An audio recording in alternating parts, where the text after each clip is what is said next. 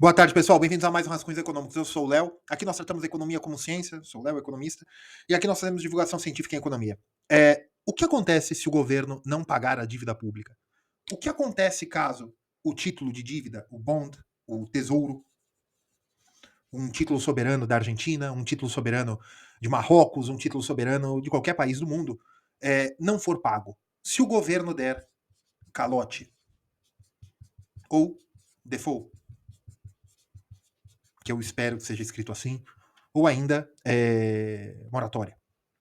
O que acontece se o governo simplesmente você tem o seu rico títulozinho, que você chega para o governo e fala: olha, o vencimento é agora, dia 1º de dezembro. O governo vai falar: lamento, não vou pagar o título. O que acontece se o governo não pagar o título da dívida pública? Ou esse cenário é real? O seu educador financeiro favorito, o seu palpiteiro favorito, as pessoas sempre dizem o seguinte: olha, título de dívida pública, né, a famigerada renda fixa, não tem risco. Por que ela não tem risco? Porque título de dívida pública feita em moeda soberana, por exemplo, reais, não tem perigo do governo não pagar, porque o governo é dono da impressora. E se você tem um título ali que você pagou 1.000 pelo título, no final de um período, ele tem que te pagar 15%, então ele vai te pagar 1.150. Se no final daquele período ele tem que te devolver 1.150, se ele não tiver dinheiro que ele consegue via impostos ou rolagem, né, que é tomar dinheiro emprestado de outra pessoa para te pagar, né, rolar a dívida. Se ele não conseguir isso aqui, no limite ele liga para a HP, para a Epson, né, para alguma empresa, ele imprime, né, na Casa da Moeda e te dá esses 1.150 reais. No limite é isso aqui, as pessoas dizem. Muito bem. Hoje eu vou dizer para vocês o que acontece se o governo não pagar a dívida. Mas curtam, inscrevam-se, considerem se tornar-se membros, comentem. Tem o curso também da Hotmart que eu ensino economia para finanças, o básico de economia para você saber o que você está falando em finanças. 10 horas de aula, 30 aulas e é pagamento único, né? Você compra o curso para você e uma apostila também, tá bom? Dê uma olhada lá na Hotmart, link na descrição. Bem, primeiro de tudo, este vídeo eu não estou falando de maneira alguma de que o Brasil vai dar calote. Não. O Brasil não tem. O risco da economia brasileira, apesar do problema fiscal, da saúde fiscal, de tudo, o Brasil não tem risco de calote. Tá? Não há risco macro no Brasil. Macro fiscal. Tá? O sistema bancário brasileiro, o sistema financeiro nacional, é sólido. Tá? Então, pessoal, por favor, o intuito desse vídeo é educacional. Tá? Educacional. Eu sou economista, tá? E aqui nós estamos fazendo divulgação científica de economia e aqui eu vou explicar para vocês o que aconteceria, o que acontece se um governo, se um estado, se um país que emite título de dívida soberana, o que acontece macroeconomicamente na economia dele caso ele resolva ou não dê para ele pagar, tá certo? Como dito muitas vezes aqui nesse canal, como é que o governo, o que é a parte do governo que existe dívida pública, né? O nome disso é fiscal. É a parte fiscal do governo. Ou seja, é a parte do governo em que você tem a arrecadação, você tem o gasto, e no final do gasto você vai ter o saldo. Você pode ter um saldo, né, deficitário, se a arrecadação for menor que gasto, você tem um saldo deficitário, você tem um déficit. Tá? Se a arrecadação for maior que o gasto, você tem um superávit. Se a arrecadação for numericamente igual ao gasto, você tem um resultado neutro, vamos dizer assim. Tá? O Brasil e os países do mundo, normalmente eles operam com déficit fiscal. Eles gastam mais do que eles arrecadam, mas isso é normal e, macroeconomicamente, para os formuladores de política pública, é desejado pelo menos 2%. Muito bem. O que ocorre se e como é que o governo fecha as contas? Como é que ele consegue fazer gasto mesmo tendo arrecadado por tributos menos? Porque quando ele arrecada por tributo, ele só tira dinheiro da população via quem tem poupança, compra título da dívida pública e essa poupança privada vira orçamento público, dinheiro para orçamento público, né, caixa, e vai virar gasto do governo. Muito bem. E se o governo não consegue, nem por arrecadação, nem por dívida, não consegue fechar as contas? Ele não consegue gastar tudo que ele precisa gastar ou não consegue rolar a dívida, continuar pegando dinheiro emprestado para pagar as pessoas anteriores. O que acontece se isso acontecer, vamos dizer assim? Muitas pessoas dizem o seguinte, que se no limite, se o governo não consegue pagar, no limite ele faz senhoriagem. Ele vai, que o pessoal chama de imprimir. Monetizar a dívida, na verdade. O que é monetizar a dívida? É você pegar o seu título da dívida pública, que ele tem que pagar, ele não consegue pagar, ele transforma aquele título em dinheiro. Ele transforma. Ele pega aquele título e ele imprime, ele transforma em moeda escriturária via Banco Central. O governo faz de algum jeito, atualmente se faz por moeda escriturária via Banco Central. Quem faz isso é a Argentina, quem faz isso Turquia. Tá? Os países relevantes não fazem isso mais. As economias relevantes, a Argentina e a Turquia são economias relevantes, mas são as últimas que fazem isso, por isso que tem inflações tão altas. Veja um vídeo anterior que eu falo sobre MMT, né, que o Tamir e o Crepe naquele vídeo, naquele debate que eles fizeram inteligência limitada, se não me engano, contra o pessoal do MBL, que eles falam de MMT e eu mostro que é um absurdo, porque não importa contabilmente, importa na realidade econômica, você está gerando dinheiro na economia, sem ele existir, você vai ter inflação.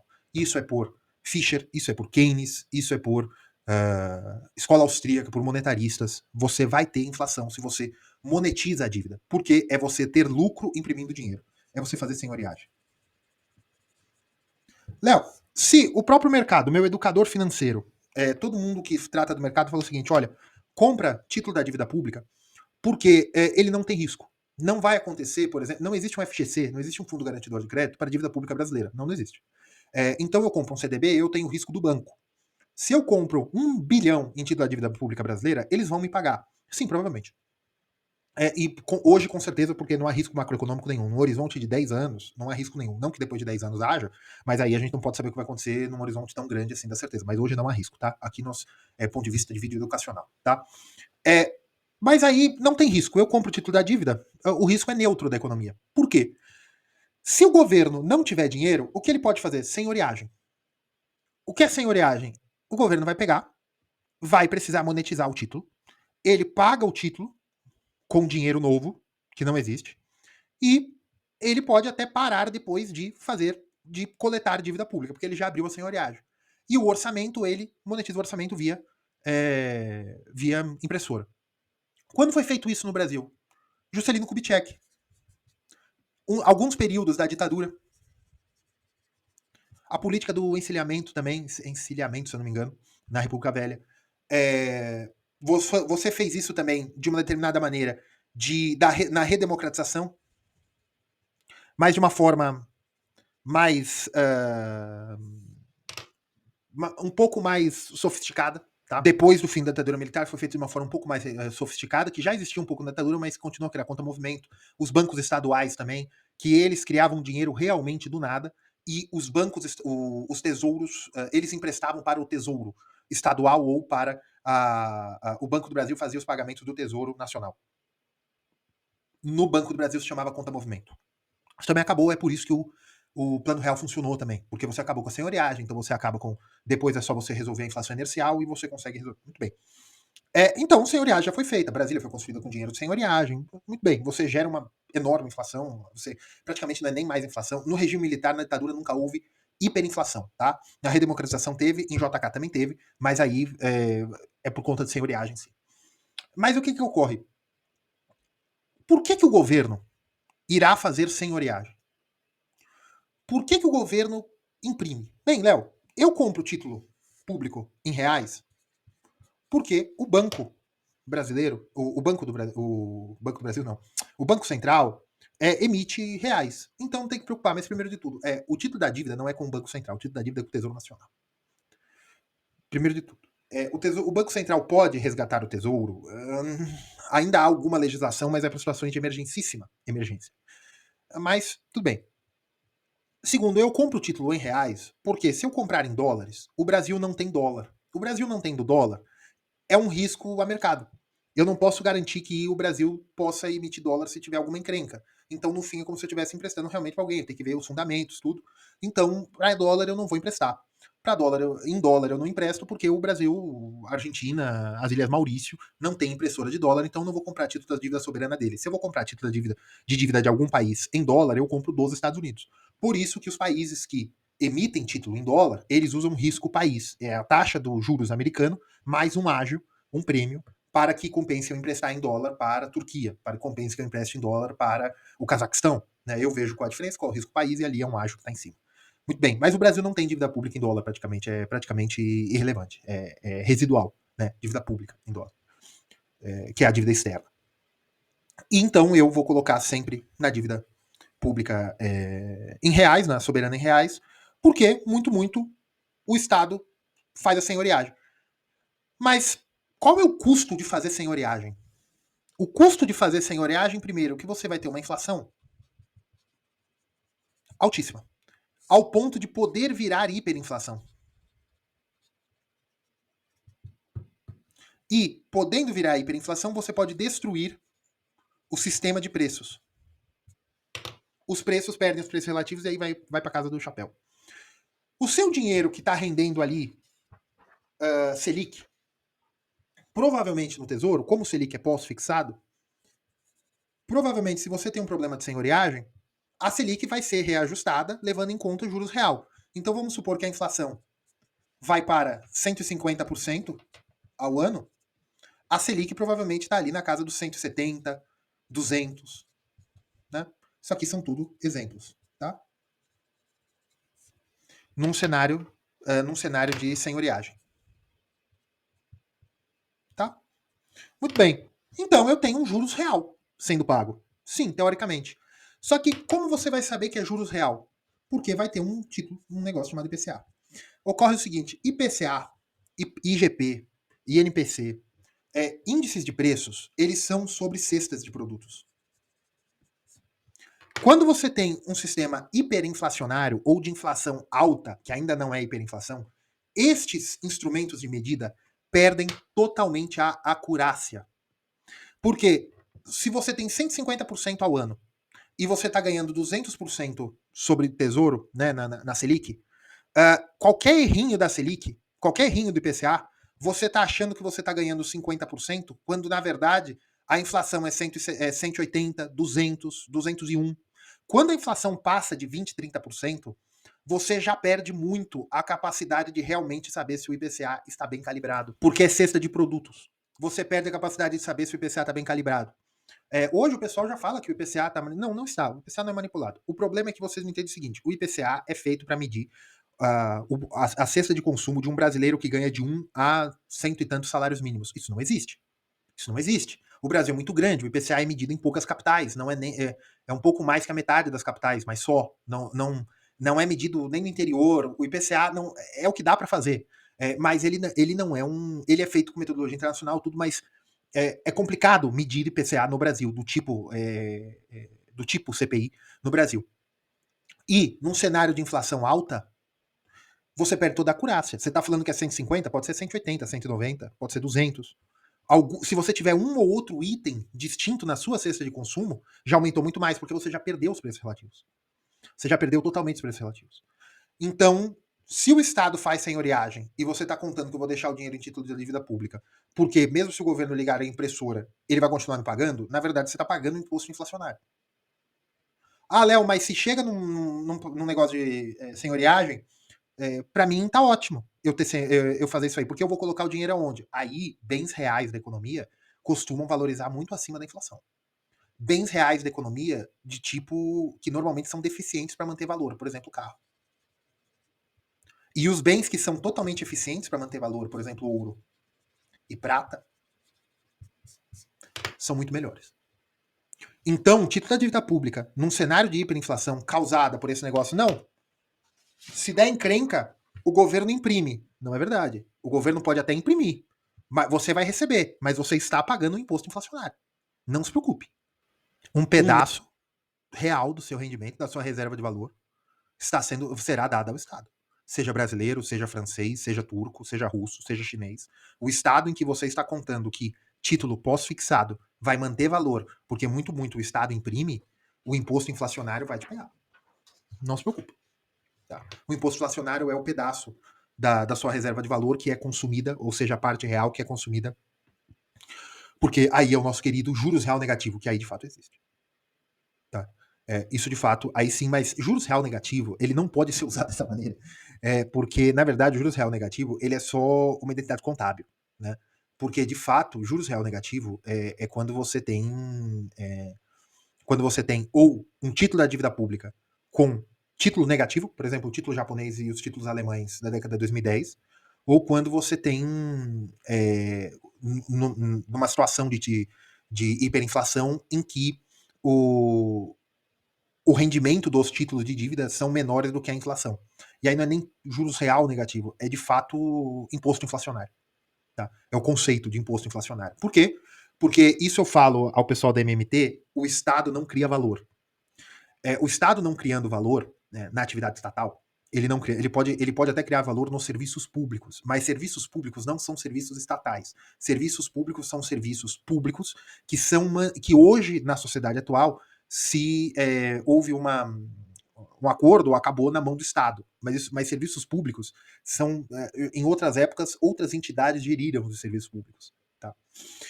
Mas o Estado, o ente estatal, não gera valor. Então, se o ente estatal está se financiando via impressão de dinheiro por senhoriagem, o que ele está fazendo é cobrando um imposto inflacionário. Tá? Então, Léo, não deve investir em Selic? Não, hoje não há risco. É que, de fato, me causa espanto quando as pessoas falam, olha, muito o Estado imprime e me paga. Se o Estado imprimir e lhe pagar, você vai estar pagando o imposto inflacionário e há alternativas que hoje parecem bem piores, mas que são bem melhores. Carros, ouro, prata, alguns víveres também. Você manter aí para o mês seguinte é melhor do que você... combustível, se você tem...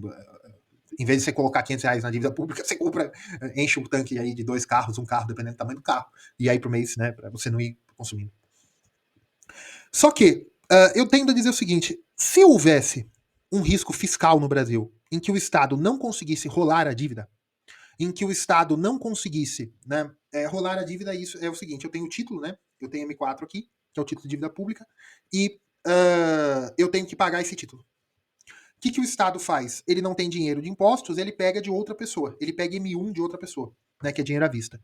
Ele pega esse M1 de outra pessoa no dinheiro à vista, dá para esse agente agora está com esse M1, e esse agente aqui fica com M4, com outro título impresso. Evidentemente, é esse título, né? Esse título aqui, né? Vamos chamar esse aqui de T1, esse aqui de T2. T1 é menor nominalmente do que T2, tá? Eu peguei 100, esse título era de 100, você fica aí com um título que vai valer 110, tá? Por exemplo. À medida que o Estado fica se complicando fiscalmente, em que ele não consegue se financiar, o Estado fica. Os agentes particulares que dão a manutenção, que dão o dinheiro para o governo, que é a poupança privada que vira a poupança pública, esses entes particulares começam a pedir um prêmio maior. Ah, mas a Selic, né? Eu estou falando de Brasil só para vocês entenderem. Não há esse risco no Brasil hoje, pelo menos por 10 anos não há esse risco, tá? Só estou explicando para vocês o que acontece. A Selic está pagando 20%. Só que as pessoas começam a não querer 20%. Porque o mercado está olhando para os balanços, está olhando para a saúde fiscal, está olhando também para a taxa de inflação. A inflação está 15% ao ano, vamos supor. A Selic está 20%. Esse spread de 5 não vale a pena o risco, porque quanto maior o IPCA, como eu já disse para vocês, mais impreciso o IPCA. Impreciso por quê? Porque se o IPCA está marcando 4, mas na verdade você acha que é 5, e a Selic está 10, meu amigo, aqui você está falando então de 5 de juros real. Aqui você está falando de 6 de juros real. E se de fato for 5 e não 4 o IPCA, você está ganhando 5 de juros real. Aqui, se o IPCA não for 15, o IPCA for 18, que quanto maior em porcentagem do número é a margem de erro, se o IPCA não for 15, ele for 18 e a Selic é 20, não vale o risco. Mas não vale. Não vale mesmo. E se mais agentes começam a achar que não vale o risco, a chance do Estado conseguir rolar a dívida começa a diminuir.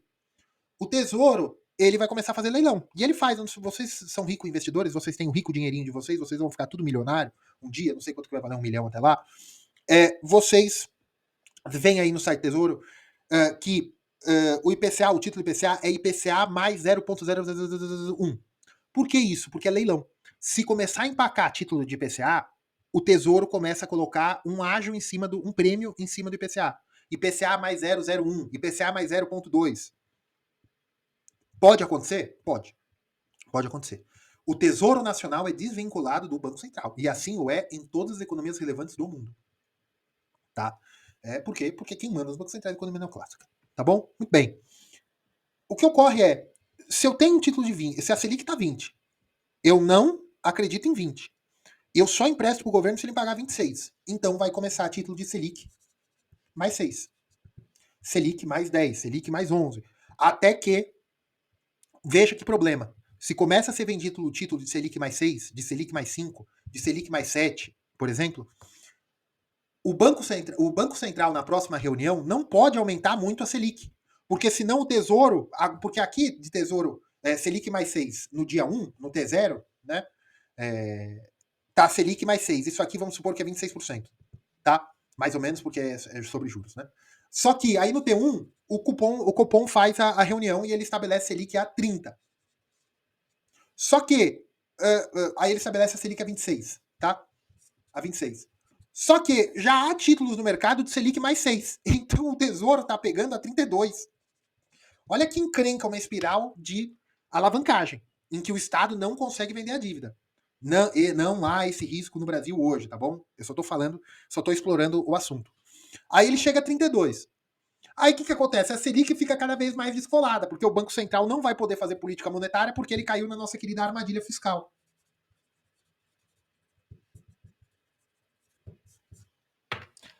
Aí, normalmente, o que acontece quando chega num ponto desse? Que o Banco Central não pode aumentar a Selic porque o Tesouro, para conseguir vender título, ele já está dando um prêmio em cima do pós-fixado. E aí, o Banco Central não consegue aumentar a sua taxa base, porque se ele aumentar a taxa base para quanto ele precisa, ele está fazendo o Tesouro pagar título de 32%, né, por exemplo. Isso é armadilha fiscal. Toda política monetária é submetida à política fiscal. Normalmente o que acontece aqui? Acontece duas coisas ao mesmo tempo. Começa a senhoriagem.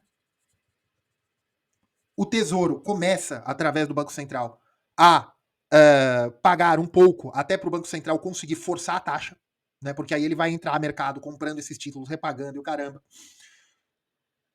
Começa a senhoriagem, em que, de fato, você monetiza a dívida um pouco, não tudo. Você começa a monetizar um pouco a dívida. Não estou falando com essas taxas. Estou falando um exemplo. Não estou falando se um dia chegar essas taxas no Brasil, isso vai acontecer. Não, estou dando um exemplo. Um exemplo. O Banco Central começa a monetizar a dívida e, ao mesmo tempo, começa a pagar um prêmio cada vez maior pela captação a mercado, pela captação de títulos da dívida pública. Ao mesmo tempo, isso acontece simultaneamente. E aqui a senhoriagem começa a forçar o IPCA para cima. Forçando o IPCA, a política pública monetária começa a ser cada vez mais atrelada à armadilha fiscal. O Estado começa a ter problemas de negociar títulos cada vez mais, aumenta a participação de senhoriagem, e as pessoas continuam entrando porque o juros real começa a subir. Como assim, Léo? Quando você tem uma Selic de 15%, você tem uma inflação de 5%. Qual é o juros real, teoricamente? 10%. Se você tem uma Selic, se você tem uma inflação de 12%, a Selic deveria, então, ser, para o mesmo cenário macroeconômico, só mudando a inflação, a Selic deveria ser aí de 10 pontos percentuais acima, uma Selic de 22%? Não. Aí já não é mais 10%, não é mais 10% a mais do que a inflação. Não é IPCA mais 10. Você já vai para uns 11% a mais, 12 pontos percentuais a mais, 13 pontos percentuais a mais. Até o ponto que se você tiver um índice de inflação de 50, você vai ter uma taxa real de juros de 30, de 40. Por quê? Porque esse real é apenas descontando o índice de preços. Porque, já falei para vocês, o IPCA perde acurácia, ele perde precisão. Então você está falando que a taxa real é 50%, mas na verdade quando você vai ver é 18, 20, porque quanto maior a inflação, mais ele perde precisão. E tem uma forma de olhar precisão inflacionária muito melhor do que IPCA, que aí a gente começa a utilizar instrumentos antigos de medição de inflação, que é, por exemplo, o deflator implícito. O que é o deflator implícito do PIB? Implícito, se eu não me engano, é com C. Se não for, vocês me desculpem. O deflator implícito do PIB é a diferença do PIB. É isso aqui. Né? O PIB do ano passado é verde, o PIB desse ano é vermelho. Tá? O deflator é a diferença disso aqui para isso aqui. Tá? Esse é o deflator implícito do PIB. Tá? Muito bem. Aí a gente começa a olhar por nível de preço usando Fischer e PIB. Muito bem. Então, quando você tem uma espiral de armadilha fiscal, o Estado começa a fazer a senhoreagem no mesmo tempo que ele começa a aumentar e perder o controle sobre os juros base da economia. Em que ele está oferecendo taxa de juros cada vez mais altas, só que de fato elas são cada vez pagam menos o risco. Quando isso começa a acontecer, os agentes internos estão dentro da economia. Talvez eles pudessem ir melhor comprando imóveis, comprando carros, comprando ouro, comprando prata, comprando ações. Né, comprando ações. O mercado acionário num cenário inflacionário é melhor do que o mercado de título de dívida. Mesmo com a taxa Selic muito alta, com uma taxa de juros base muito alta. Se você tem um cenário de risco fiscal, né, de armadilha fiscal, esqueçam a regra que quanto maior os juros, menor o desempenho da Bolsa de Valores do país. Tá? E aí, nesse momento, você começa a perder, será que eu vou melhor para a Bolsa ou eu vou aqui para o título da dívida, porque muito o Estado vai me pagar, mas ele já está monetizando a dívida, ele já não está conseguindo negociar no secundário, né, nos leilões, o secundário já está maior que os leilões, você já tem um ágio muito grande, o governo perdeu todo o controle sobre seus títulos. E aí, o seu rico dinheirinho, o que acontece, o governo vai pagar? Já houve, não existe moratória em título da dívida interna. Já ouviu falar de Collor? Não, Léo, mas aqui não tinha nada a ver com o título da dívida. Ele pegou o meio circulante. O Estado era dono do meio circulante interno. Ele pegou quase todo o meio circulante. Quase toda a M2 foi capturado pelo Estado no congelamento da poupança. Né, das aplicações. O que aquilo foi a M2. Para quê? Ele tomou toda a M2 porque ele era dono de grande parte da M4. Para enxugar justamente a senhoreagem. Foi o plano que foi feito. Plano terrível. É uma coisa que contabilmente funciona. De forma contábil funciona. Né? Você perdeu o controle sobre a emissão da sua dívida pública, você está fazendo senhoreagem, você está gerando hiperinflação, então eu congelo a M1 e a M2, as pessoas que têm dinheiro, eu congelo a M2 e o dinheiro em depósitos, à vista e a prazo, eu congelo aquilo ali e ninguém pode mexer. Então o Estado estando congelado, na verdade, e até o dispositivo que é de confisco, não sei, é confisco da poupança, mas tem até um instrumento tributário. O Estado se comprometia depois a pagar, reajustado, corrigido e tal, mas, de fato, ele congelou. Né? Isso é uma forma de moratória da dívida interna, da dívida pública em moeda soberana. Tá? Então, gente, e olha, não há risco de nada dessas coisas acontecerem no Brasil hoje.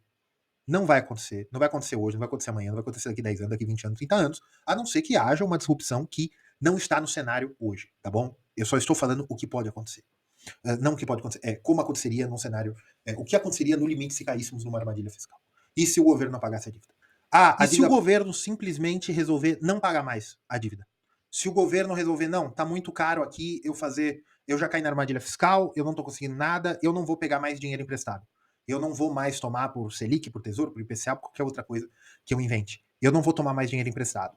E eu não vou pagar a dívida porque eu não quero monetizar. Eu também não quero aumentar a inflação. Eu simplesmente vou dar calote. Eu falo, olha, não pago a dívida, vocês que se virem. Considerando que, primeiro de tudo, os países nacionais de outros países que tivessem título da dívida pública brasileira acionariam o governo brasileiro fora do Brasil, o Brasil teria bens brasileiros, poderia ter bens brasileiros confiscados fora do Brasil, aeronaves, navios, embarcações, né? Esse tipo de coisa, além das reservas internacionais brasileiras, poderiam ser requisitadas fora do Brasil. né? Eu sou um rico investidor americano, coloquei 2 milhões de dólares de dívida pública americana, e o governo brasileiro resolve não, em dívida pública brasileira, o governo brasileiro resolve não me pagar. Eu aciono a justiça americana, vai se achar um jeito de falar que está sobre a jurisdição deles, eles ordenam que onde está a reserva internacional brasileira, que ali tem 300 e tantos bilhões de dólares, se dê ali uns 2 milhões mais uma multa para o investidor. Isso pode acontecer. Então não é tão simples o governo parar de pagar. Ele vai pagar de alguma maneira. E provavelmente vai ser a dívida externa.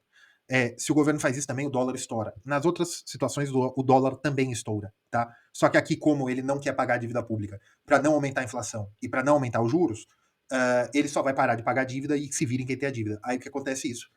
Você estoura o dólar, porque o risco país vai para casa do chapéu. Você também estoura.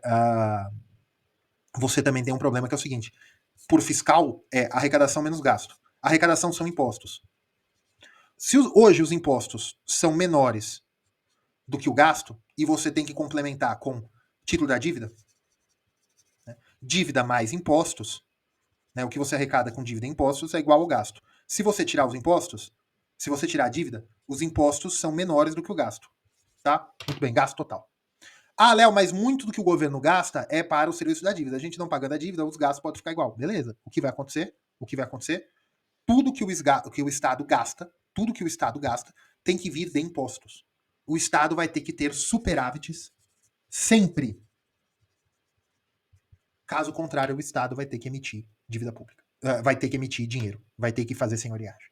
Isso aqui é sustentável? Não, não é. Tá bom? Fora que vai ter outros problemas macroeconômicos, dólar, baixa de investimentos internacionais, não vai conseguir atrair dólar, não vai conseguir fluxo de exportação, de importação, você vai gerar uma recessão econômica, esse tipo de coisa. Tá bom? Essa é a se o governo não pagasse a dívida? Ah, a dívida pública é a coisa mais segura da economia. Não. Nesse momento que você entra nisso aqui, seria muito mais seguro você ter um comércio com caixas de suco, de refrigerante, caixas de arroz, de feijão, farinha, trigo, porque o produto é reajustado via inflação, você perde um pouco, mas você tem o produto. E você é sempre melhor quando, por quê? Porque quando uma moeda o sistema de preços está se desfazendo, ativos reais valem mais do que ativos financeiros, incluindo títulos da dívida pública. Tá? Isso não vai acontecer no Brasil, nem hoje, nem amanhã, nem daqui 10 anos, nem daqui 20 anos, nem daqui 30 anos, se tudo se manter constante, se as coisas se mantêm do jeito que está tudo bem, tá bom? Então é isso, pessoal. Curtam, compartilhem, considerem se tornar-se membros e considerem também comprar o curso na Hotmart, tá bom? Um abraço, fiquem com Deus.